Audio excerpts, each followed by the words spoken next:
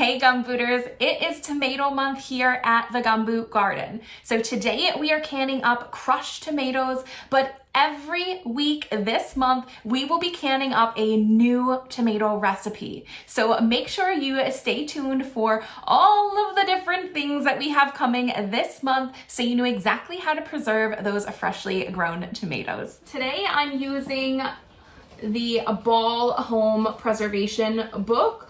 I'll put a link down in the description box below. If you look on page 354, I'm working with the crushed tomatoes today. The first thing that we need to do is just take that core out of the center of the tomato, and we can do that by just sticking the knife in along at an angle, and we're just cutting along the whole outside rim of the core, and then it just pops out nice and easy, and then we're left with just the fresh inside of the tomato. And we're going to do that with each and every one of these tomatoes before putting it into the boiling water. With something like this one here, it is yellow on the top of the tomato.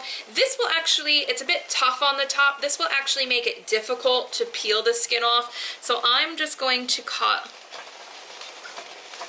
a lot of that yellow bit off just to make it easier for me to peel the skin off when we're done.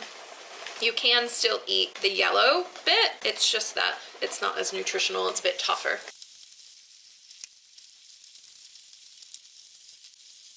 Once you have some of those tomatoes all cored, you can start to put those into some hot or boiling water. I'm going to set a timer for about 30 seconds to a minute. But once I start to see the skins peeling off of the tomatoes or falling off, I'm going to take those out of the boiling water and get them in some cold or ice water. This will immediately cool the tomatoes down and stop them from cooking any further. Then we can easily get the skins off those tomatoes. With the Romas, the nice thing is you can just kind of squeeze the bottom and they pop right out of their skin.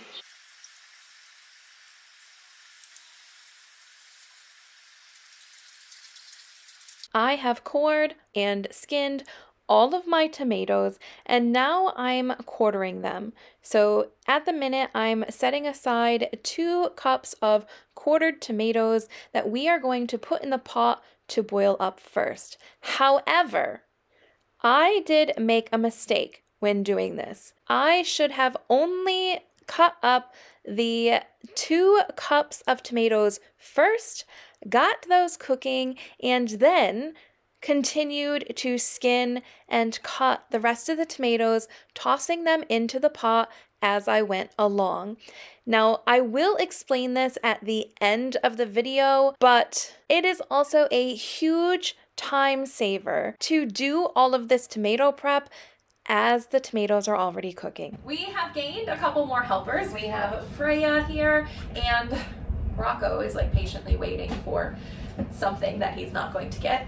But Freya has the tomato skins. We're gonna try and save them this year. Typically I toss them away, but I have seen that if you dehydrate the tomato skins, then blend them up and make a powder, which can be used similarly to a tomato paste to thicken up sauces. So I thought, since I don't have a tomato mill to do the tomato paste nice and easy, we're gonna try and save these skins to use as a different type of tomato paste for our sauces. On to our next step here. I have my 2 cups of quartered tomatoes in my pan. I'm going to turn this on to medium high, and we're just going to bring it to a bit of a boil. As they heat up, I am going to start to mash them with a potato masher because we want to crush these, and then as we add the other ones in, we don't need to worry about crushing all the rest. So what this is doing is just releasing all of the juices into the pot so that we're not burning the tomatoes. It's just giving a nice little juice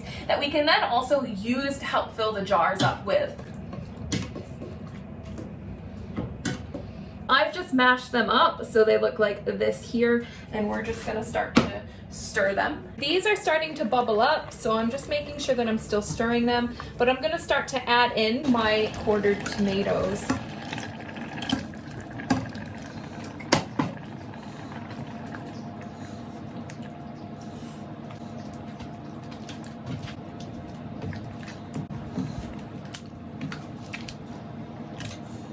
We're gonna let it boil for 5 minutes, still stirring so it doesn't burn on the bottom, and then we'll shut it off and get them jarred up. As the tomatoes boil, we were able to get the tomato skins into the dehydrator, and we were also able to tidy up the kitchen, which is awesome. Everyone loves to have a clean kitchen by the time that they're done doing all of the work and going through the process. We will be jarring these tomatoes up next, and as you've probably seen, I have my steam canner that's been on the stove. That has my sterilized jars in it, which is what we're going to use to jar up our tomatoes. With my jars, I'm just going to take one at a time, and we're going to put in 1 tablespoon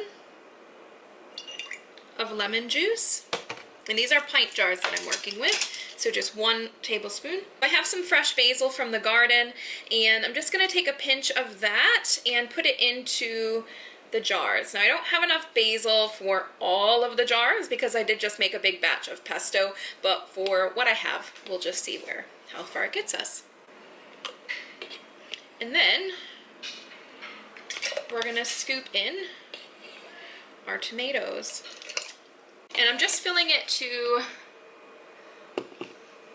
the bottom here, and that gives us about a generous half inch of headspace there. Again, we check, make sure there aren't any air bubbles in it. And then I'm just gonna clean off the rim before I put the cover on. And we're just doing fingertip tightness, just as always. And we're gonna put this back into the canner. And we pull out our next jar, and we do the whole thing all over again.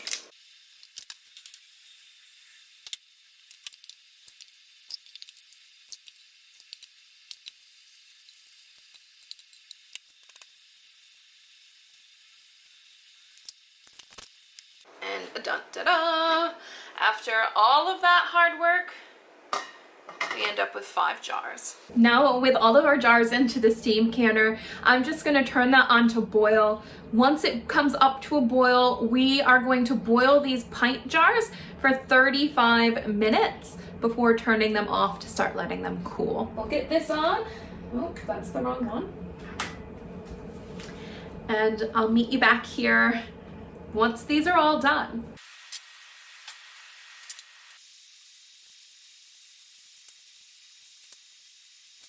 So here we have our tomato peels in our dehydrator, getting ready for our tomato powder, and we have our 5 jars of crushed tomatoes with basil. Now I'm just set them on a towel so that they can cool overnight. One thing I did want to show you is that they are starting to separate a bit. So let's see, this is probably the worst of them. You can see on there that we have all of our solids on top and then our liquids on the bottom. There is a reason why that's happening. As you cut your tomatoes, the air hits them and it starts to break down the pectin and activates a type of enzyme in the tomatoes.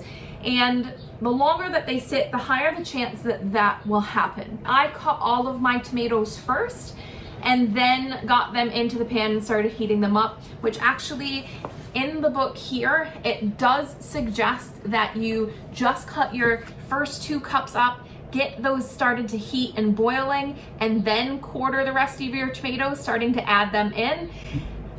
And I thought, oh, it will just be easier to quarter them all at the start, but now I'm actually understanding that this is what happens. So next time I'll make a note to just actually do it like it says to do it. This does not affect the quality of your product. So when we're ready to use these, I'm just going to shake up the jars and it will combine everything back together and it will be completely fine. It will taste normal. There's nothing wrong with your tomatoes, your canned tomatoes, if that happens to you. That's just a little bit of the reasoning behind that. There are also still heaps of tomatoes that I have left. I'm planning on doing a few different things with them, some crushed tomatoes, some salsa, some pasta sauce, and a few other things. I will record some of those and I'll link them on the side here so you guys can keep watching some more ways to process your tomatoes. And that's it for today, guys. I will catch you in the next one. See ya.